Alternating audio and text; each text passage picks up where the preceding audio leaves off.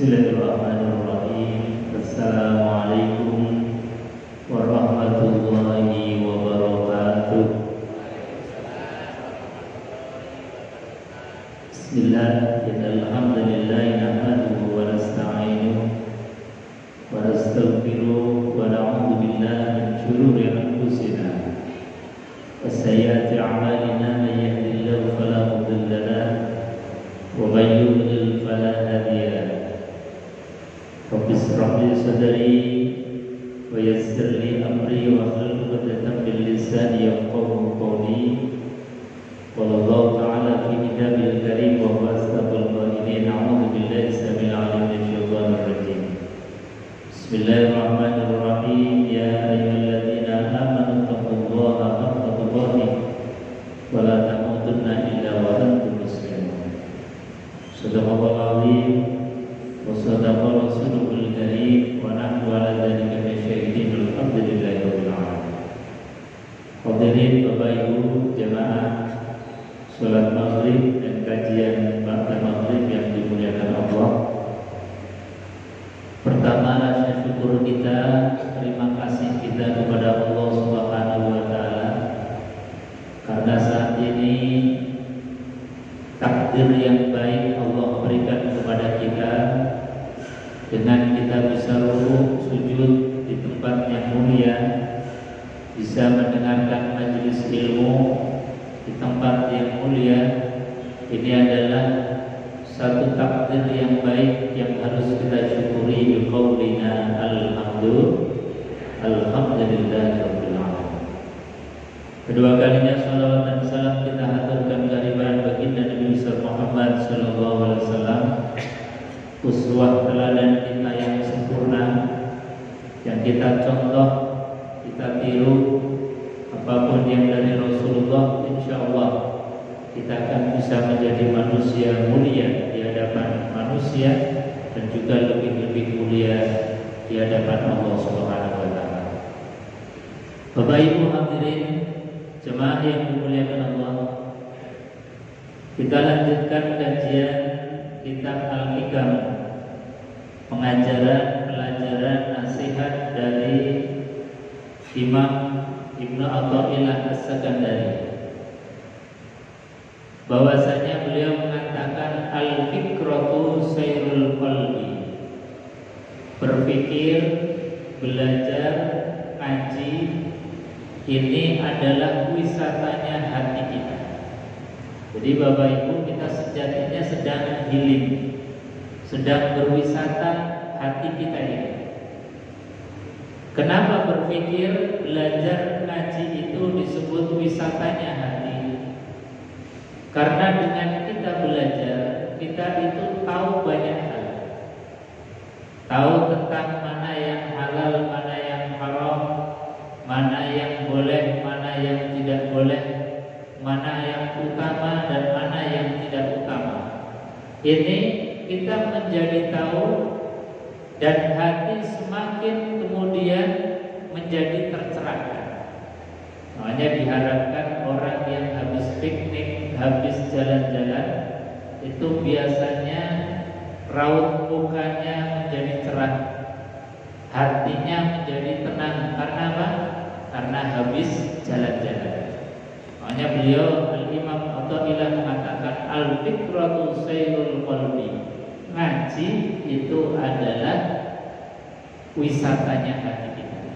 Fi mayadinil aghyar, kalau kita berpikir dalam setiap kehidupan kita, maka insya Allah hati ini akan tercerahkan. Makanya mari kita biasakan untuk menghadiri majelis-majelis ilmu, karena dengan menghadiri majelis ilmu, rohaniah kita, hati kita akan semakin menjadi hati yang tenang. Jemaah yang dimuliakan Allah, kita lanjutkan di bab yang berikutnya, masih ada kaitannya dengan bab yang kemarin. Kalau yang kemarin itu ketika kita berdoa, kemudian Allah menunda apa yang kita inginkan, maka jangan sampai kemudian kita berputus asa. Dalam makalah yang sama, kelanjutan dari makalah yang kemarin, beliau mengatakan, la yushakkikannaka fil wa'di adamu wuqu'il maw'ud wa in ta'ayyana zamanuhu li'alla yakuna dzalika fathan fi basiratika wa ikhmadan li nuri sariratika.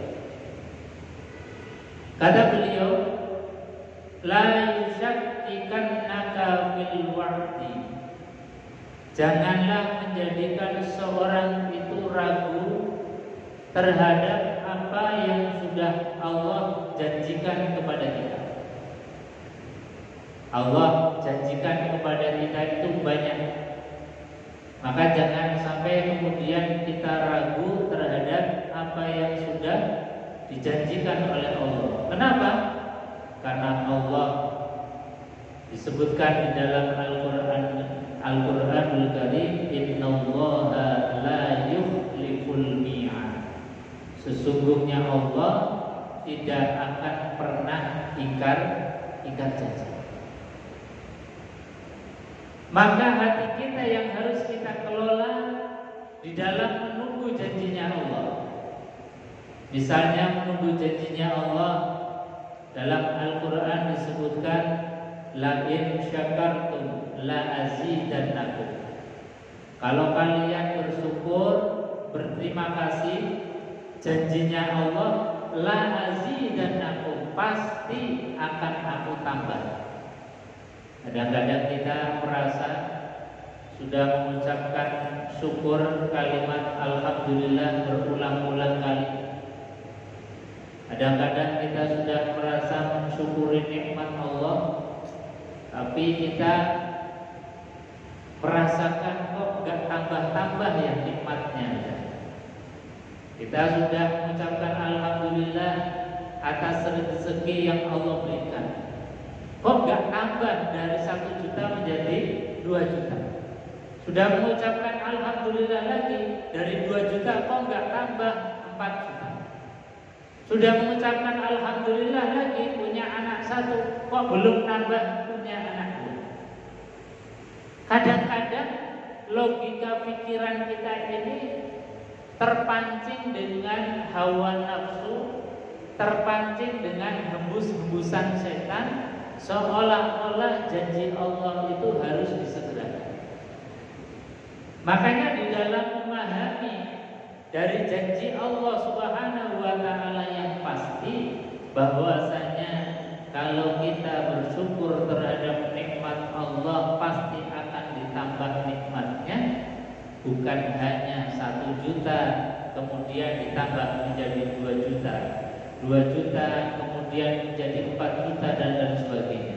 Tapi tambahnya nikmat, tambahnya rezeki dari Allah Subhanahu wa Ta'ala, para ulama memberikan satu keterangan, pemahaman kepada kita. Boleh jadi yang tambah dari rezeki dari Allah bukan nominalnya, 1 juta menjadi 2 juta, punya anak 1 menjadi anak 2, bukan nominalnya, tetapi bisa juga barokatun nikmah yang ditambah oleh Allah, berkahnya nikmat dari Allah. Yang asalnya mungkin dikasih 1 juta, ketika kita belum mengucapkan alhamdulillah, itu 1 juta akan menjadi hal yang sia-sia. Barangkali 1 juta akan menjadi sarana maksiat, sarana untuk jauh dari Allah. Tetapi barokahnya kita mengucapkan alhamdulillah, kemudian uang 1 juta ini dibimbing oleh Allah, digunakan untuk hal-hal yang baik yang diridhoi oleh Allah Subhanahu wa Ta'ala. Ini namanya ziyadatul khair, tambahnya kebaikan. Itulah yang disebut sebagai barokah. Barokah itu adalah ziyadatul khair, tambahnya nilai kebaikan yang Allah berikan kepada kita. Jadi bukan hanya nominal yang ditambah oleh Allah, tetapi tambahnya nilai-nilai kebaikan dari nikmat. Nah, ini yang harus kita pahami, karena apa? Keyakinan kita diajarkan oleh Allah, innallaha la yukhliful mi'ad. Sesungguhnya Allah pasti tidak akan ingkar janji. Allah berjanji lagi di dalam ayat yang lain. Allah mengatakan bahwasanya berdoalah kepadaku, ud'uni astajib lakum.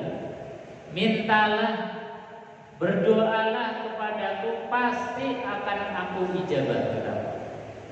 Kita juga sering kadang-kadang, ya Allah, saya sudah berdoa siang malam, berdoa di tempat-tempat yang mustajabah, berdoa di waktu-waktu yang istimewa, kok doaku belum dikabulkan ya Allah. Seringkali kita terbersit, sudah doa siang malam, pagi sore, kok belum dikabulkan oleh Allah.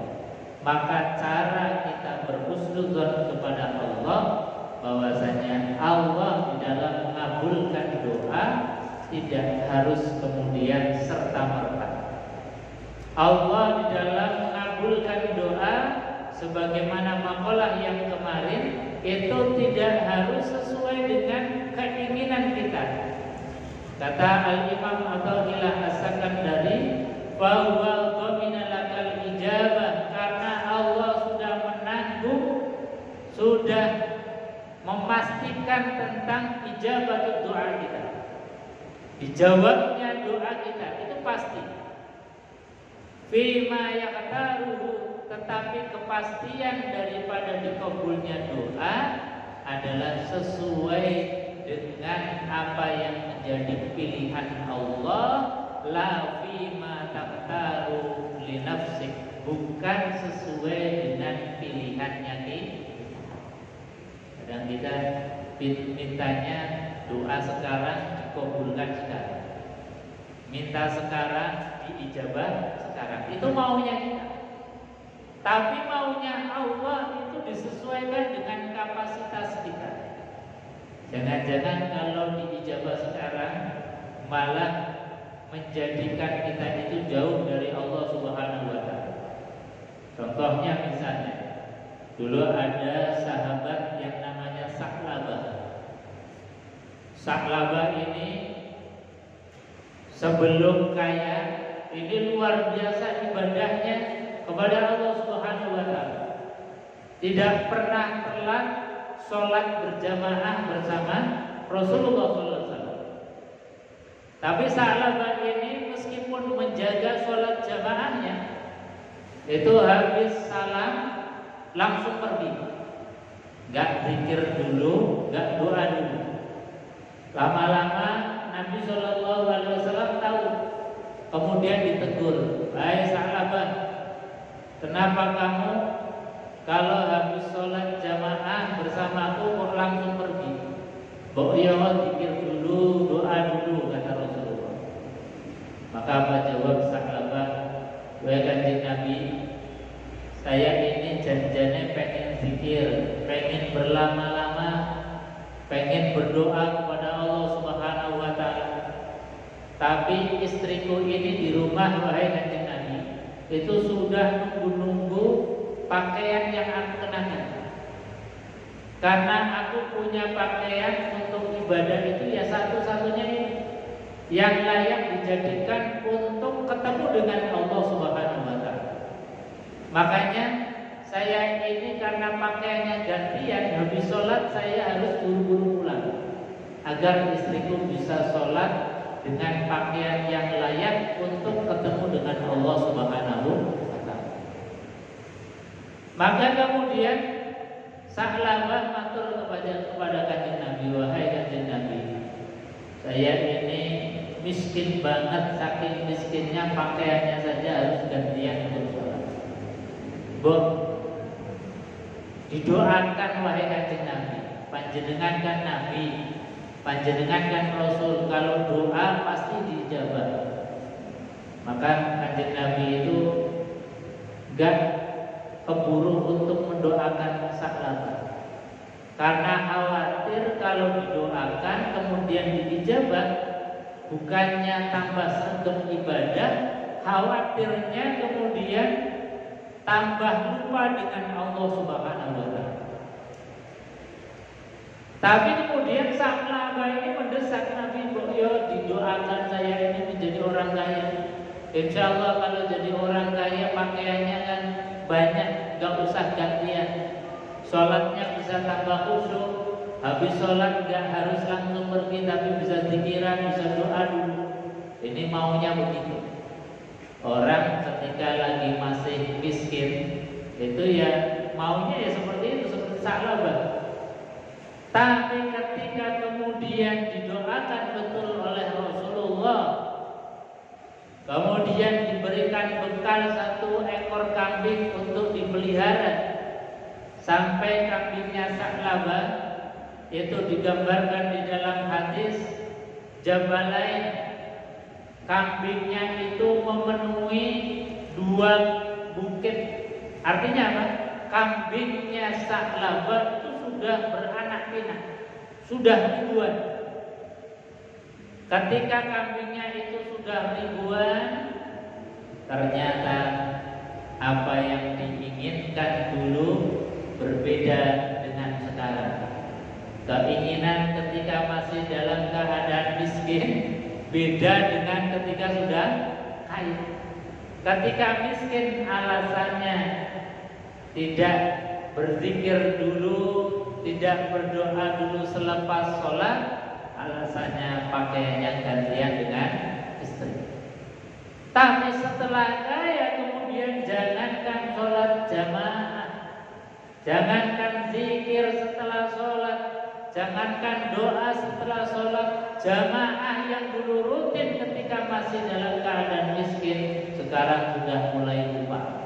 Ketika ditanya Sa'labah, "Kenapa enggak jamaah?" "Saya ngurusi kambing Rasul, saya ngurusi peternakan, wahai Rasul, ini macam-macam. Kambingnya ada yang hilang, kambingnya ada yang makan, macam-macam," menjadi alasan.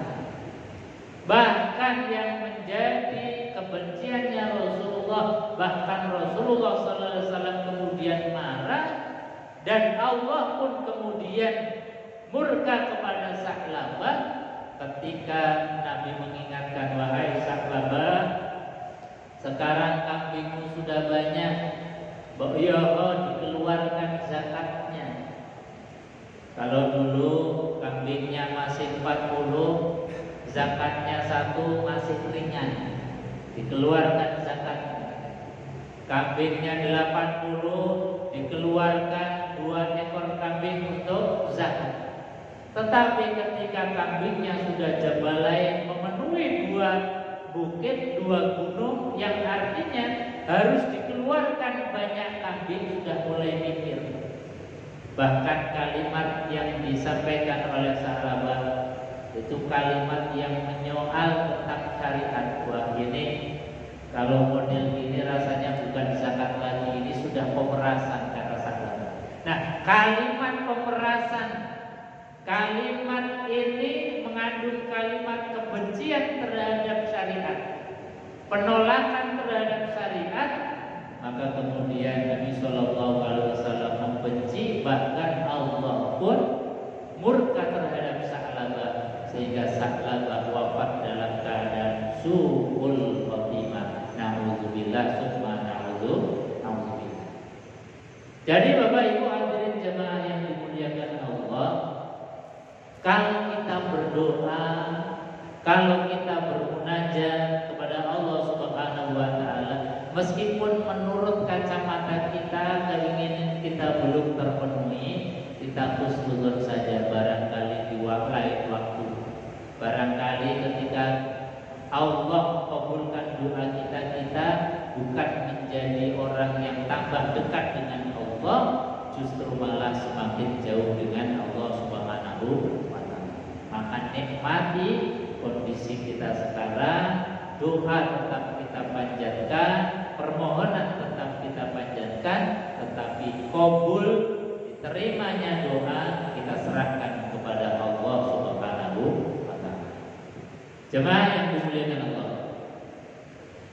Jadi ketika kita ini dijanjikan oleh Allah Subhanahu wa taala kemudian belum terpenuhi, belum dikabulkan oleh Allah Subhanahu wa taala, padahal kita saat itu membutuhkan, maka jangan pernah ragu terhadap janjinya Allah Subhanahu wa taala. Ketika Allah belum memenuhi hajat kita, belum memenuhi janji yang kita minta kepada Allah Subhanahu wa taala, doa yang kita minta kepada Allah, jangan pernah redup iman kita. Jangan pernah kemudian kita suudzon kepada Allah Subhanahu wa taala. Nah, ini adalah satu tarbiyah pendidikan nasihat dari Imam Athaillah As-Sakandari. Karena apa? Karena janji-janji Allah itu sangat banyak. Misalnya Allah di dalam hal yang lain berjanji, innal muttaqina fi jannatin wa uyun. Sesungguhnya orang-orang yang bertakwa kepada Allah Subhanahu wa taala akan dimasukkan ke dalam surga yang di dalamnya mengalir sungai-sungai. Nah, ini janji Allah. Tapi janji Allah yang nanti akan berlakunya nanti di akhirat dan pasti akan terjadi. Cuman dalam mencapai derajat sebagai muttaqin yang dijanjikan oleh Allah Subhanahu wa taala. Nah, ini yang harus kita persiapkan.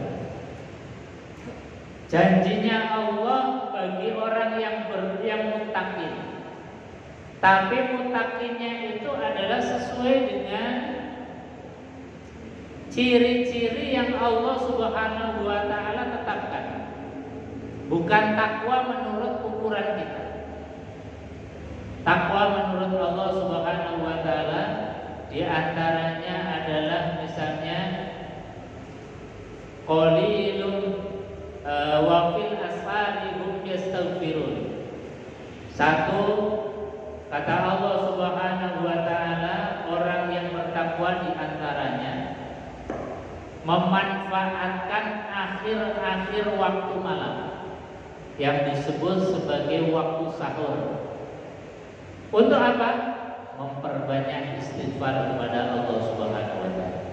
Jadi cirinya orang yang takwa, wabil ashari hum yastaghfirun.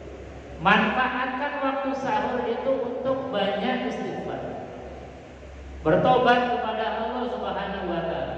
Nah, kita ukur sendiri. Apakah waktu sahur itu kita sia-siakan atau kita manfaatkan? Di waktu itu apakah kita banyak istighfar atau kita masih dalam keadaan nikmat-nikmatnya tidur? Nah, kita bisa ukur sendiri. Janji Allah, innal muttaqina fi jannatin wa uyun. Orang yang takwa dimasukkan ke dalam surga. Tapi ada kompetensinya, di antaranya syaratnya tadi. Yang kedua, kata Allah Subhanahu wa taala, menyedikitkan di malam hari untuk tidur malam. Jadi kata Allah di dalam Al-Quran, orang yang bertakwa itu cirinya mengurangi tidur malam. Jadi tidur itu jadi ukuran takwa. Sebab apa? Allah yang punya waktu, Allah yang punya diri kita. Diri kita, waktu itu adalah milik Allah. Dan Allah punya hak atas kita. Maka ketika Allah punya hak atas kita, Allah minta dari kita. Kata Allah di dalam Al-Quranul Karim, beliau mengatakan bahwasanya, ya ayyuhal muzammil qumil laila illa qalila nisfahu aw inqus minhu qalila. Ya ayyuhal muzammil, Selimut ini bisa bermakna asli kita selimutan, atau selimut itu bermakna majas, artinya kita sedang berselimutkan nikmatnya dunia sampai-sampai nggak kober berjumpa silaturahim dengan Allah Subhanahu wa Ta'ala. Itu dipanggil, wahai orang-orang yang berselimut, qumil laila, bangunlah di malam hari, kata Allah, illa qalila, kecuali sedikit yang boleh kalian untuk istirahat. Sedikitnya yang bagaimana? Nisfahu awil minhu qalila. Kata Allah, nisfahu, separuh yang boleh kalian untuk istirahat. Separuhnya itu adalah hakku, kata Allah. Jadi maunya Allah, malam hari kita diberikan waktu oleh Allah. Malam hari itu berarti ya kira-kira 8 jam. 8 jam kalau 50-50 dibagi 2, separuh adalah hak kita, separuh adalah haknya Allah. Ini maunya Allah. Jadi 4 jam untuk kita, 4 jam untuk Allah.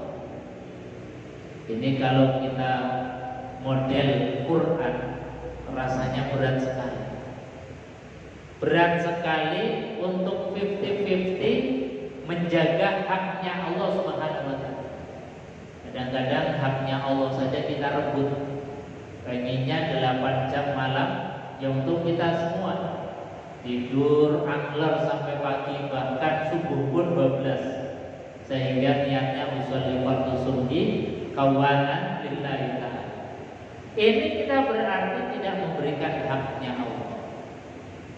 Jadi Allah inginnya nisfahu awil minhu qalil, atau lebih sedikit lagi yang kalian manfaatkan untuk istirahat dan diperbanyak untuk Allah Subhanahu wa Ta'ala. Ini pengennya Allah begitu.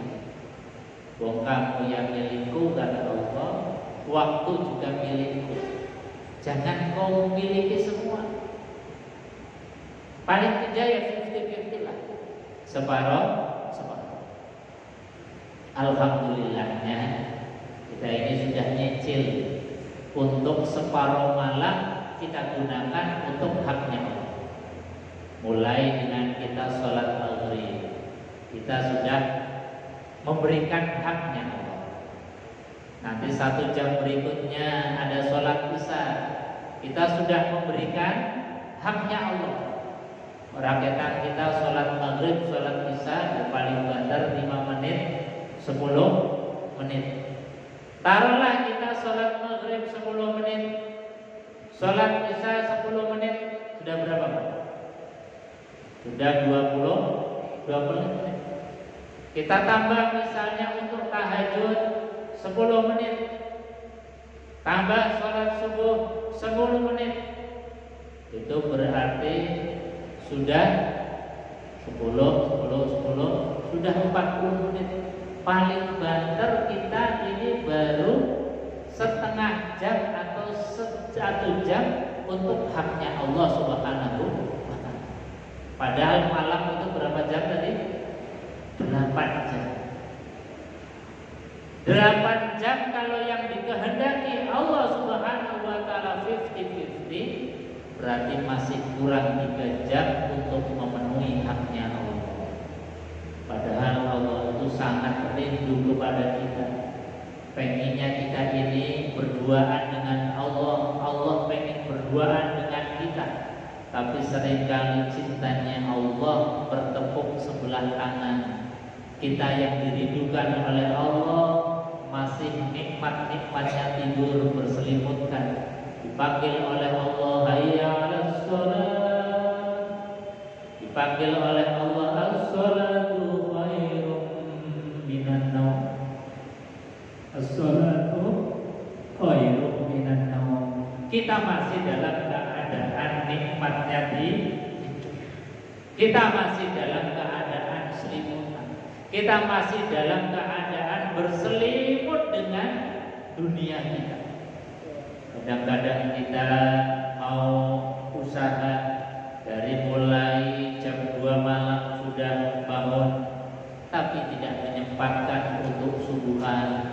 Ini artinya kita sedang diselimuti dengan selimut dunia. Kadang-kadang kita saking banyaknya pekerjaan dari siang bahkan sampai malam, sampai haknya Allah tidak terpenuhi. Nah ini makanya kemudian diingatkan oleh Allah, innal muttaqina fi jannati wa uyun. Sesungguhnya orang yang bertakwa pasti akan dimasukkan ke dalam surga. Tetapi takwa sesuai dengan kriteria ciri yang Allah berikan. Kalau tidak sampai kepada standar itu, berarti kita harus betul-betul berjuang untuk masuk ke dalam kelasnya orang yang bertakwa. Wa fi amwalihim haqqul lis-sa'i wal mahrum. Kata Allah, kriterianya orang yang takwa diantaranya adalah punya kesadaran diri. Ketika Allah berikan nikmat, berikan apapun kepada kita, itu sejatinya bukan 100% milik kita, bukan 100% haknya kita. Tapi kata Allah, haqqul lis-sa'il wal mahrum.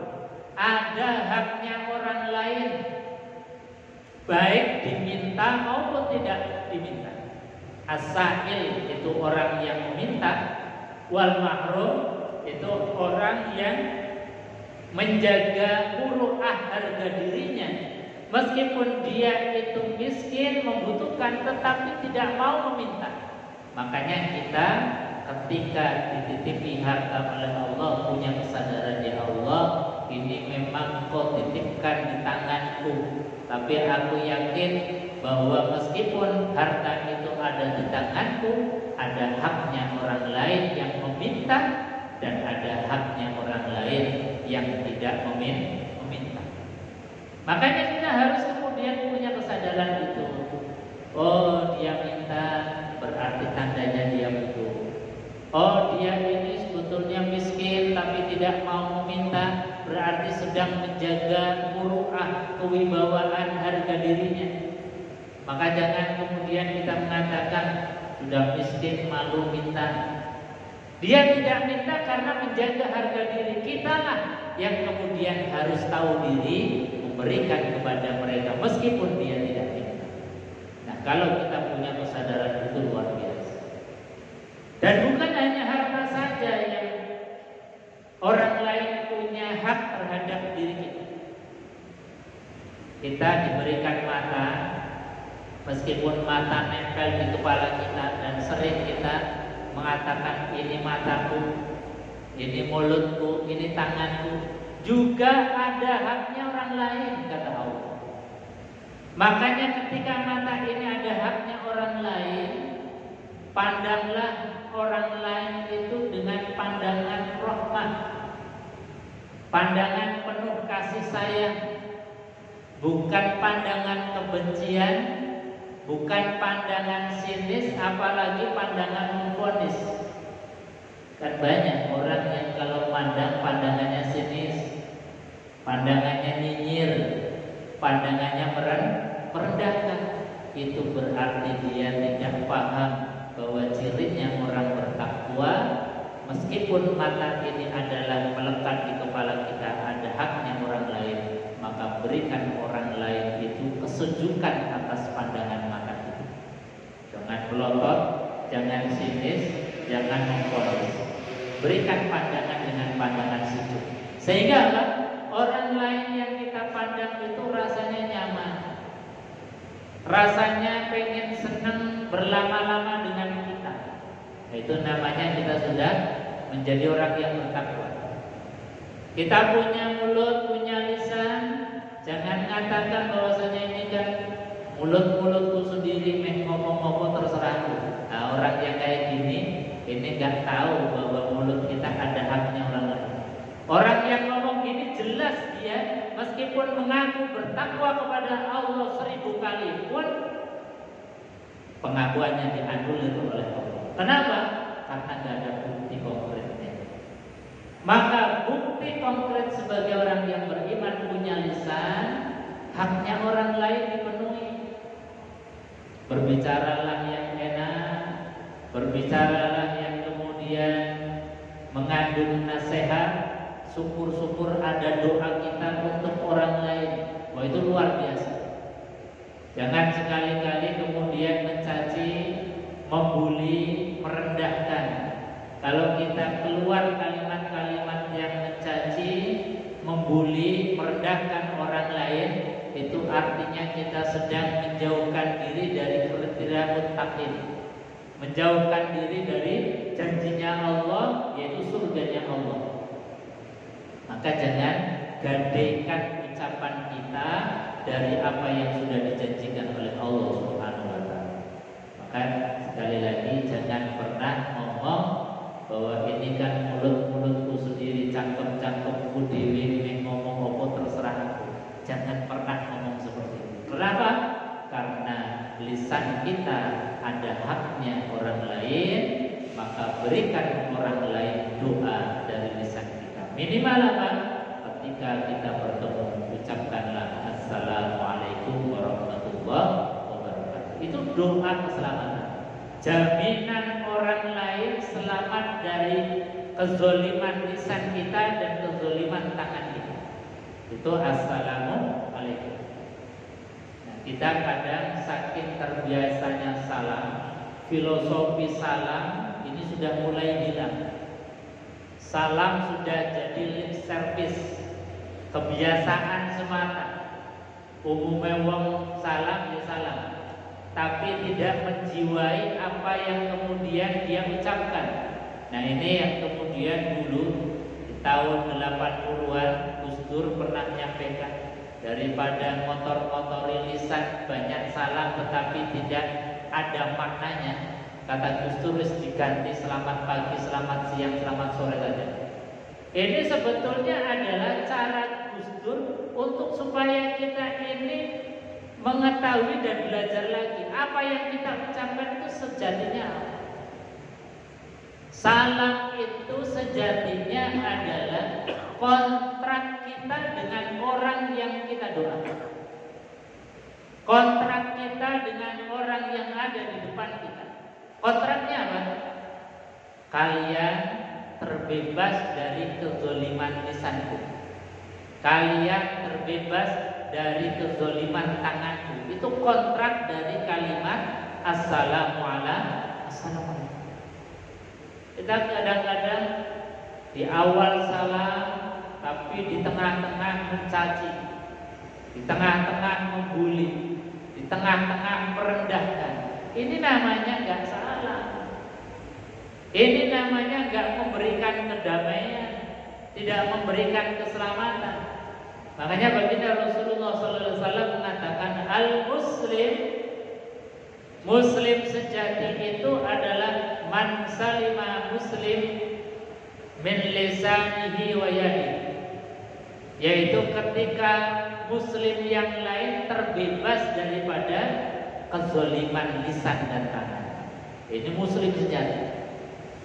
Makanya kita ketika mengucapkan salam itu dalam hati ada kontrak, kamu terbebas, terjamin dari kezoliman. Nah, ini baru namanya salam yang benar. Lisan mengucapkan salam, lisan mengucapkan doa, hatinya menanamkan diri bahwa mereka pasti terjamin, terjaga, tidak akan mungkin terzolimi oleh. Kalau kita bisa menanamkan salam yang model ini, insya Allah dunia akan semakin damai, semakin sejahtera, semakin kita ini betul-betul sesuai dengan apa yang diharapkan Allah. Dinul Islam adalah dinus salam. Agama Islam itu agama yang menebarkan keselamatan, damai. Dan kita ini sebagai agen-agen kedamaian. Makanya Nabi SAW di setiap kesempatan itu nasihatnya beliau, ya ayuhan nas afsus salam, wahai sekalian manusia, tebarkan salam, tebarkan kedamaian. Dimanapun Nabi itu senantiasa kampanye afsus salam. Ketika Nabi itu baru hijrah, baru sampai menginjakkan kaki di Madinah, disambut oleh penduduk Madinah yang kala itu masih ada orang-orang yang menganut Yahudi, menganut Nasrani. Semuanya menyambut kedatangan Rasulullah. Nabi pidato pertamanya itu kalimat yang luar biasa. Ya ayuhan nas, wahai sekalian manusia, afsus salam, tebarkan kedamaian, tebarkan salam. Bahkan kanjeng Nabi Muhammad SAW ketika ditanya tentang haji mabrur, ini luar biasa. Kita kan kalau ditanya pasti pengen haji. Kalau haji pengennya mabrur. Itu semua orang Islam, semua orang yang beriman pasti menginginkan haji yang mabrur.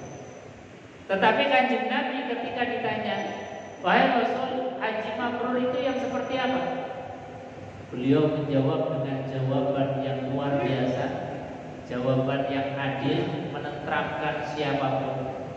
Beliau tidak menjawab bahwasanya orang yang haji mabrur, yang sudah pernah ke Arafah, yang sudah pernah tawaf di Mekah, yang sudah pernah sa'i di Muzdalifah, di Mas'ah, yang sudah pernah mabit di Muzdalifah, mabit di Mina. Tidak seperti itu.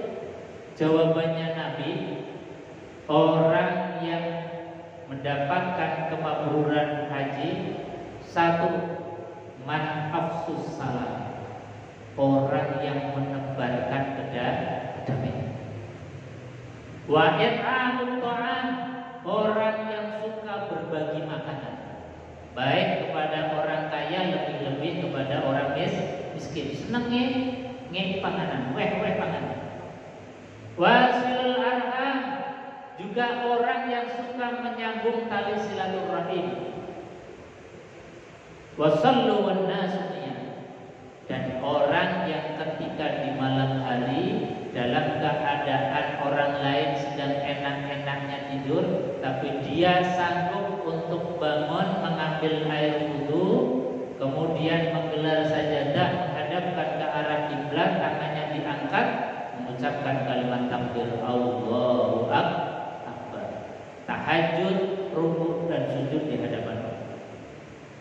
Jadi 4 hal ini kata Rasulullah sebagai ciri kemabruran haji. Siapapun meskipun belum pernah diberangkatkan ke Mekah Madinah, belum pernah tawaf di Mekah, belum pernah sa'i di Mas'ah, belum pernah wukuf di padang Arafah, tapi kalau 4 hal ini kita jaga, kita lakukan, insya Allah kita pun akan mendapatkan kemabruran haji.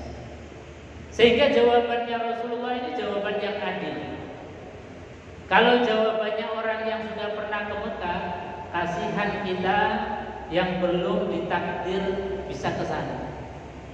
Kasihan kita yang belum punya sanggup untuk menunaikan ibadah haji. Tapi dengan jawaban Rasulullah SAW ini, siapapun kita bisa berlomba-lomba untuk mendapatkan kemabruran haji. Jadi kemabruran haji, kata kanjeng Nabi, bukan monopoli orang yang sudah menjadi alumni Arafah, sudah menjadi alumni Mekah, tetapi siapapun yang suka menebarkan kedamaian, suka memberikan makan kepada siapapun yang membutuhkan, suka menyambung tali silaturahim, dan suka di malam hari ini berjumpa dengan Allah dalam rangka kesendirian, maka insya Allah meskipun kita belum ditakdir ke Mekah Madinah untuk menunaikan ibadah haji atau umrah, kita diberikan pahala kemabruran haji. Mudah-mudahan kita yang hadir di majelis ini diberikan oleh Allah fadilah kemabruran haji. Amin Allahumma amin. Demikian, kurang dan lebihnya mohon maaf. Bila taufiq wal hidayah wal hidayah. Assalamualaikum warahmatullahi wabarakatuh.